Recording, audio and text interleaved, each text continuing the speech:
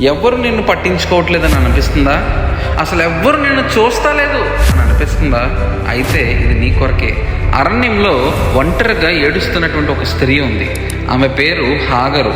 తన వాళ్ళ చేత తృణీకరించబడింది. ఎవ్వరూ ఆమెను పట్టించుకోలేదు. కానీ దేవుడు ఆమెను చూశాడు. అక్కడే దేవుడు తనను తాను పరిచయం చేసుకున్నాడు.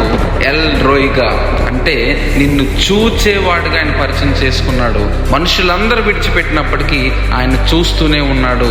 ఆయన యొక్క కృపని కార్యాన్ని నెరవేరుస్తూనే ఉన్నాడు. నువ్వు ఒంటరిగా ఉన్నానని అనుకుంటున్నావా?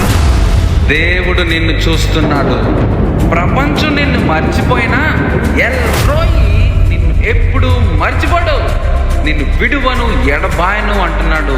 ఆయన నీ కొరకు ఎప్పుడు కూడా ఎదురు చూస్తున్నాడు. అటువంటి దేవునికి నువ్వు మరింత దగ్గరవి ఆయన యొక్క చల్లటి చూపులో నువ్వు నీ కార్యమును సాధించుకుందువు గాక.